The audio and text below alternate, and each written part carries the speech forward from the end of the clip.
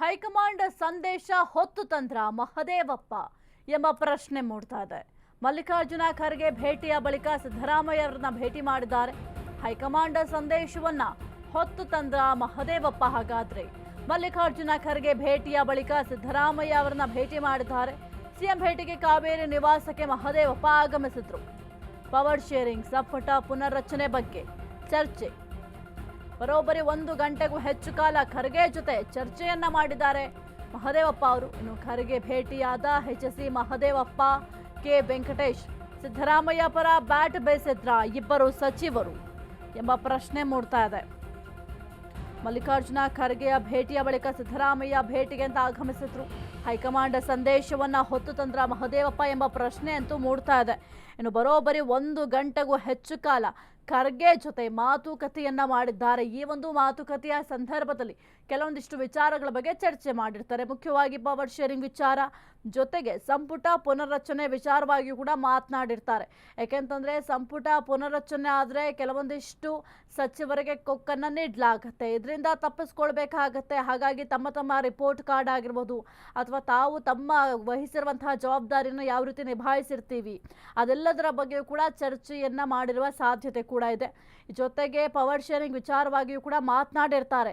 ಯಾಕೆಂತಂದ್ರೆ ಸಿಎಂ ಸಿದ್ದರಾಮಯ್ಯ ಅವರು ಈ ಒಂದು ಪವರ್ ಶೇರಿಂಗ್ ವಿಚಾರವಾಗಿ ಮಲ್ಲಿಕಾರ್ಜುನ ಖರ್ಗೆ ಅವರ ಜೊತೆ ಮಾತನಾಡುವಂತಹ ಸಂದರ್ಭದಲ್ಲಿ ಚುನಾವಣೆ ಇದೆ, ಈ ಒಂದು ಸಂದರ್ಭದಲ್ಲಿ ಈ ಒಂದು ಅಧಿಕಾರ ಹಂಚಿಕೆ ವಿಚಾರ ಸೂಕ್ತ ಇಲ್ಲ ಎಂಬ ಮಾತನ್ನ ಹೇಳಿದ್ರು.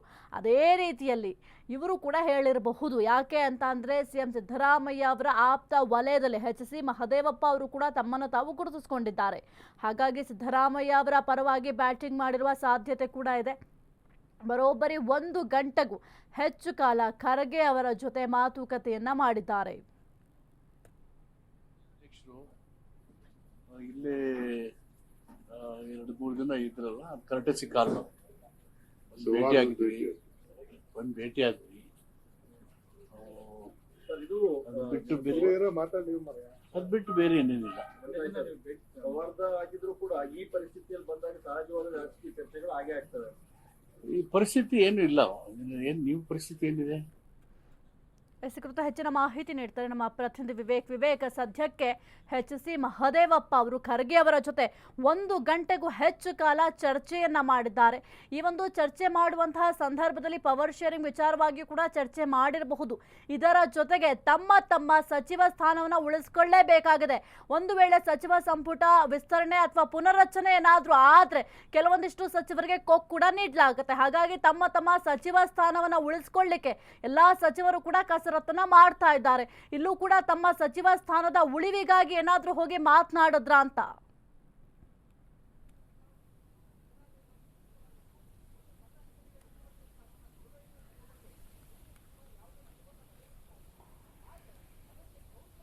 ಎಸ್ ಸಾಹಿತ್ಯ ಖಂಡಿತವಾಗ್ಲೂ ಕೂಡ. ಯಾಕಂದ್ರೆ ಮೊನ್ನೆಯಿಂದ ಕೂಡ ಅಷ್ಟೇ ರಾಜ್ಯ ರಾಜಕಾರಣದಲ್ಲಿ ಬದಲಾವಣೆ ಆಗುತ್ತೆ, ಪವರ್ ಶೇರಿಂಗ್ ವಿಚಾರ ಎಂಬ ಪ್ರಸ್ತಾಪ ಆದಂತ ಸಂದರ್ಭದಿಂದ ಕೂಡ ಒಂದ್ ರೀತಿಯಾಗಿ ಎಐಸಿಸಿ ಅಧ್ಯಕ್ಷ ಮಲ್ಲಿಕಾರ್ಜುನ್ ಖರ್ಗೆ ಅವರು ರಾಜ್ಯಕ್ಕೆ ಆಗಮಿಸಿದಂತ ಕ್ಷಣದಿಂದ ಕೂಡ ಎಲ್ಲಾ ನಾಯಕರು ಬಂದು ಮಲ್ಲಿಕಾರ್ಜುನ್ ಖರ್ಗೆ ಅವರ ನಿವಾಸಕ್ಕೆ ಭೇಟಿ ನೀಡತಕ್ಕಂತ ಕೆಲಸಕ್ಕೆ ಎಲ್ಲರೂ ಕೂಡ ಮುಂದಾಗಿದ್ದಾರೆ. ಬಹುತೇಕ ಪ್ರಮುಖವಾಗಿರುವಂತಹ ರಾಜ್ಯದಲ್ಲಿ ಇರ್ತಕ್ಕಂಥ ಸಚಿವರುಗಳು ಕೂಡ ಹೋಗಿ ಭೇಟಿಯನ್ನ ಮಾಡ್ತಿದ್ದಾರೆ. ಜೊತೆಗೆ ನೂತನವಾಗಿ ಆಯ್ಕೆಯಾಗಿರುವಂತಹ ಮೊದಲನೇ ಬಾರಿಗೆ ಆಯ್ಕೆ ಆದಂತ ಶಾಸಕರು ಕೂಡ ಅಷ್ಟೇ ಅವರೇನಾದ್ರೂ ಸಚಿವ ಸ್ಥಾನ ತೆಗೆದುಕೊಳ್ಳಬಹುದು ಅನ್ನೋ ನಾನು ಕೂಡ ಒಂದು ಆಕಾಂಕ್ಷಿ ಅನ್ನೋ ರೀತಿಯಲ್ಲಿ ಬಂದು ಮಲ್ಲಿಕಾರ್ಜುನ್ ಖರ್ಗೆ ಅವರಿಗೆ ಭೇಟಿ ಮಾಡ್ತಿದ್ದಾರೆ.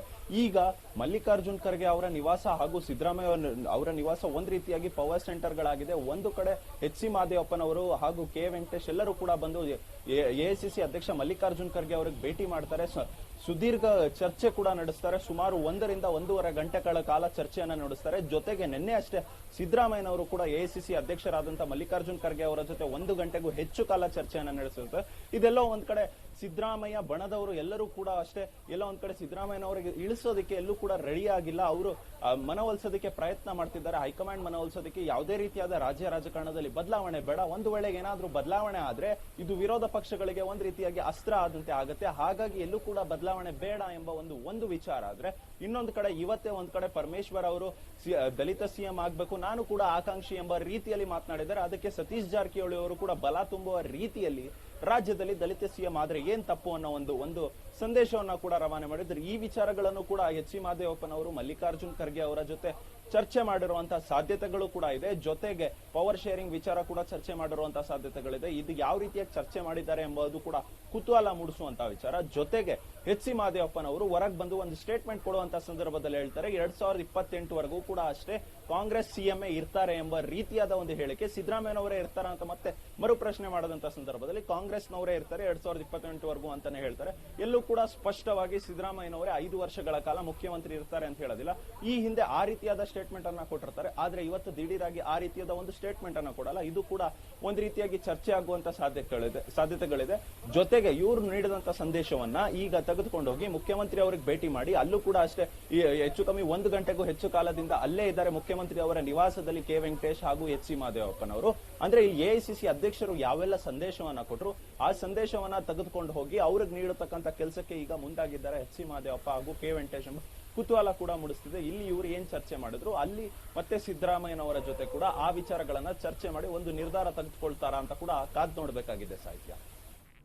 ಓಕೆ, ಥ್ಯಾಂಕ್ ಯು ವಿವೇಕ್ ನಿಮ್ಮೆಲ್ಲ ಮಾಹಿತಿಗಾಗಿ.